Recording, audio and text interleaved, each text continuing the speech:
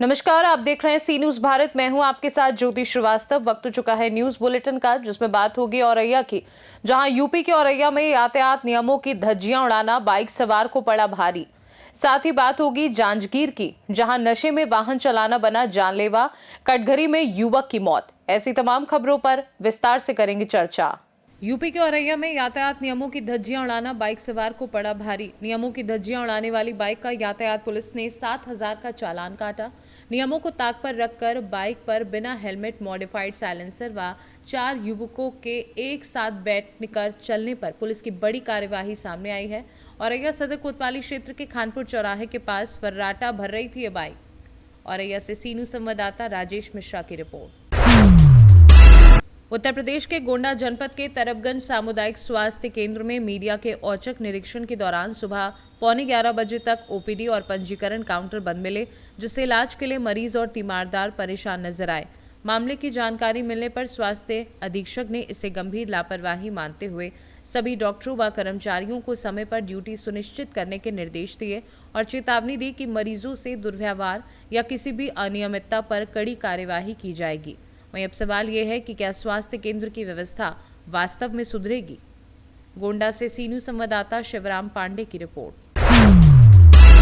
जांजगीर चांपा जिले के अकलतरा क्षेत्र में कटघरी गांव के पास टर्निंग पॉइंट पर शराब के नशे में बाइक चलाने से हुए सड़क हादसे में कोटगढ़ निवासी आसाराम कंवर 35 वर्षीय की मौके पर मौत हो गई, जबकि बाइक सवार बुधराम दीवर गंभीर रूप से घायल हो गया, जिसे अस्पताल में भर्ती कराया गया है। पुलिस ने मौके पर पहुंचकर जांच शुरू कर दी है। वहीं स्थानीय लोगों ने इस खतरनाक मोड़ पर सुरक्षा इंतजाम न होने को लेकर चिंता जताई है, जिससे यह हादसा नशे में वाहन चलाने और सड़क सुरक्षा की गंभीर समस्या को उजागर करता है। जांजगीर चांपा से सीनू संवाददाता हिरलेश सिंह की रिपोर्ट। झांसी लहरचूरा थाना क्षेत्र के ग्राम रोरा निवासी 23 वर्षीय युवक की धसान नदी में डूबने से मौत हो गई। मृतक की पहचान सतीश अहिरवार पुत्र हरिकृष्ण अहिरवार के रूप में हुई है। बताया जा रहा है कि सतीश अहिरवार शौच के लिए नदी किनारे गया था, तभी अचानक पैर फिसलने से वह नदी में गिर गया और गहरे पानी में डूब गया। घटना की सूचना मिलते ही स्थानीय लोग मौके पर पहुंचे और पुलिस को जानकारी दी गई।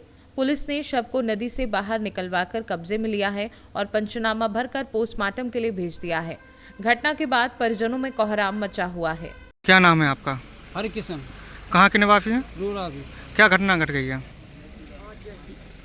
टट्टी गया था लड़का, पैर खिसल गया, पानी में चला गया, तो उसकी मौत हो गई है। उसकी मौत हो गई। क्या नाम था लड़के का? सतीश। कितनी उम्र थी उसकी? 23। शादी हो गई थी? हाँ, शादी हो गई थी, एक लड़की है। एक लड़की है। झांसी से सीनू संवाददाता चंदू रायन की रिपोर्ट। महासमुंद जिले के थाना सांकरा क्षेत्र के ग्राम बल्दीडी में दिसंबर 2025 में हुई लाखों की चोरी का मास्टरमाइंड पीड़ित का ही रिश्तेदार निकला। पुलिस जांच में सामने आया कि कान्हा और हेमंत अग्रवाल अपने परिवार को निशाना बनाकर योजनाबद्ध तरीके से चोरी और डकैती करवा रहा था। पुलिस ने अब तक 5 आरोपियों को गिरफ्तार कर करीब 93,33,000 रुपए की संपत्ति, जिसमें सोना, चांदी, वाहन और मोबाइल शामिल है, जब्त की है, जबकि गिरोह के 2 आरोपी अभी फरार हैं। सीसीटीवी फुटेज और तकनीकी साक्ष्यों के आधार पर की गई कार्यवाही में यह भी खुलासा हुआ है कि आरोपी पहले से आपराधिक रिकॉर्ड वाले हैं और रेकी कर वारदातों को अंजाम देते थे। योगेश अग्रवाल सांकरा के यहाँ चोरी उनके मित्र का माल था, उनके यहाँ रखा हुआ था। उनके परिवार के सदस्य कान्हा अग्रवाल के द्वारा ही चोरी कराई गई थी। विवेचना में ये बात सामने आई है कि कान्हा अग्रवाल के द्वारा पूर्व में भी एक डकैती और एक चोरी की घटनाएं अपने परिवारजनों पे की जा चुकी है। इस चोरी में 1 किलो से ज़्यादा सोने की चोरी हुई थी, जिसमें से करीब 500 ग्राम सोना और 7 टोटल आरोपी समझ में आए हैं। 5 पकड़े जा चुके हैं। 5 के अलावा 3-4 ज्वेलर्स जो खरीदे हैं उनके खिलाफ भी आपराधिक कार्रवाई की जा रही है। कुल मिला के सामने आया है कि कान्हा अग्रवाल के पिता के देहांत के बाद, जो उनके जिन्होंने गोद लिया था उनके देहांत के बाद वो इस धंधे में उतरे और उन्होंने परिवारजनों के खिलाफ चोरी कराने का निर्णय लिया, पैसा कमाने के उद्देश्य से। इस मामले में दूसरी बात ये भी सामने आई है कि जो अपराधी इस्तेमाल किए गए हैं वो जेल में कभी न कभी किसी मौके पे मिले थे पास्ट में छोटे अपराधों में। उनके द्वारा यह नेटवर्क तैयार किया गया था, उसके द्वारा यह घटना कारित की गई थी। घटना को सॉल्व करने में सीसीटीवी के अलावा टेक्निकल एनालिसिस का बहुत बड़ा रोल रहा है। एसपी साहब ने खुद ही उस टीम का नेतृत्व किया जिससे अच्छी टेक्निकल एनालिसिस हो पाई और ये चोरी क्रैक हो पाया। महासमुंद से सीनू संवाददाता छायाकांत भट्ट की रिपोर्ट।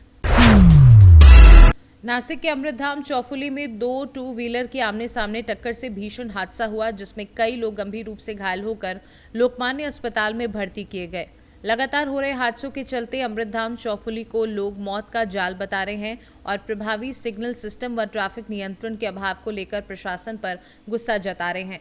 स्थानीय लोगों ने यहां आधुनिक सिग्नल, स्पीड कंट्रोल उपाय और स्थायी ट्रैफिक पुलिस की तैनाती की मांग की है ताकि आगे ऐसे हादसों को रोका जा सके। नासिक से सीनू संवाददाता अभिजीत कोल्हे की रिपोर्ट। हर साल सालाबाद की तरह मकर संक्रांति के मौके पर मालेगांव तालुका के सायने में भी कई तरह के प्रोग्राम होते थे। इसमें हल्दी और कुमकुम का प्रोग्राम भी होता था। इस मौके पर सैकड़ों महिलाएं मौजूद थी। इस प्रोग्राम की खास बात यह थी कि इसमें विधवाओं को बुलाया गया और उन्हें हल्दी, कुमकुम और गुड़ से सम्मानित किया गया। इस तरह इस माध्यम से समाज को एक अनोखा संदेश दिया गया और विधवा महिलाओं का आत्मसम्मान बढ़ाया गया। आजचा कार्यक्रम हळदी कुंकूच्या निमित्ताने आम्ही एवढ्या सगळ्या महिला एकत्र झालो आणि हळदी कुंकू म्हणजे एक सौभाग्याचं प्रतीक म्हणून आम्ही हळदी कुंकू हा कार्यक्रम दरवर्षी करतो। आज आम्हाला कमीत कमी 10 वर्षापासून आम्ही कंटिन्यू हळदी कुंकूचा हा कार्यक्रम करतो आणि हळदी कुंकूचा कार्यक्रम करताना आम्ही विधवा, घटस्फोटित आम्ही कोणतीच अशी की सौभाग्यवतीलाच हळदी कुंकू गेला पाहिजे हे आम्ही करत नाही। आम्ही सगळ्यांना हळदी कुंकू लावतो। आम्ही विधवा महिला असेल त्यांना सुद्धा आम्ही हळदी कुंकू देत असतो आणि हळदी कुंकू आणि गुळाचं असं वैशिष्ट्य आहे की गुळ अखंड असतो म्हणून आम्ही गुळ आणि गोडवा निर्माण करण्यासाठी आम्ही गुळ म्हणून वाण देत असतो। नासिक से सीनू संवाददाता सुनील सोनवड़े की रिपोर्ट। महाराष्ट्र के नासिक जिले के चांदवड में ऑल इंडिया किसान सभा ने अपनी विभिन्न मांगों को लेकर चांदवड मनमाड लासलगांव हाईवे पर सोमवार दोपहर रोड ब्लॉक कर दिया जिससे भारी ट्रैफिक जाम लग गया। एपीएमसी गेट के सामने किए गए इस आंदोलन के दौरान किसानों ने नारेबाजी की और राजस्व व पुलिस अधिकारियों को ज्ञापन सौंपा। साप्ताहिक बाजार के दिन हुए इस प्रदर्शन के चलते आवागमन पूरी तरह प्रभावित रहा जबकि पुलिस ने सुरक्षा के कड़े इंतजाम किए। ज्ञापन सौंपने के बाद किसान सभा का लॉन्ग मार्च मुंबई आगरा हाईवे पर चांदवड चौफुली में रुका जहां प्रदर्शनकारियों ने सड़क पर ही खाना बनाकर रात बिताई। माजी आमदार जेव्हा पांडू गावित यांच्या आदेशानुसार प्रलंबित असलेले वनजमीनचे दावे आणि शेतकऱ्यांच्या शेतीमालाला भाव मिळावा व त्या शेतीला पाणी मिळावा याच्यासाठी गावित साहेबांच्या नेतृत्वाखाली आज संपूर्ण महाराष्ट्रामध्ये हे आंदोलन चालू केलेले आहे। म्हणून त्याचा भाग म्हणून चांदवड तालुका किसान सभेच्या वतीने काल 18 जानेवारीला आम्ही पण सुरुवात केलेली आहे आणि म्हणून आमचे जोपर्यंत प्रश्न त्याच्यामध्ये वनजमीनचा प्रश्न प्रामुख्याने आहे, दुसरा शेतकऱ्यांच्या शेतीमालाला भाव आणि शेतकऱ्याला कर्जमाफी जोपर्यंत मिळत नाही, कांद्याला हमी भाव मिळत नाही तोपर्यंत हे आंदोलन चालूच राहणार आहे आणि आमचा आंदोलनाचा जर प्रश्न मार्गी लागला नाही तर आम्ही इथून पायी लॉंग मार्च काढून जिल्हाधिकारी कार्यालयावर आम्ही जाणार आहे। तर त्याची शासनाने नोंद घ्यावी म्हणून आम्ही ह्या सगळ्या गोष्टी शासनाने याची नोंद घ्यावी एवढंच आम्ही सांगतो। जर शासनाने याची नोंद घेतली नाही की संपूर्ण आंदोलन तीव्र होईल। नासिक से सीनू संवाददाता सुनील सोनवड़े की रिपोर्ट। परभणी जिले के जिंतूर येलदरी रोड पर यूरो चिप्स कंपनी के ट्रक में विद्युत तार से संपर्क के कारण आग लग गई जिसे नगर परिषद की फायर ब्रिगेड ने समय पर बुझा दिया और कोई जनहानि नहीं हुई।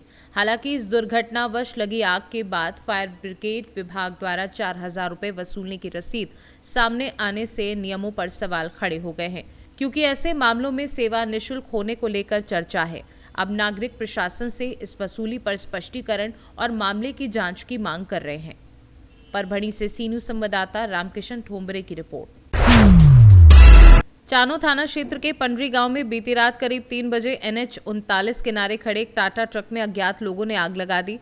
आग लगने के बाद स्थानीय ग्रामीणों ने काफी प्रयास कर आग बुझाने की कोशिश की लेकिन आग पर काबू नहीं पाया जा सका। देखते ही देखते ट्रक पूरी तरह जलकर खाक हो गया। जलते हुए ट्रक का रजिस्ट्रेशन नंबर CG14D0842 बताया जा रहा है जो पंडरी निवासी नसीम अंसारी का है।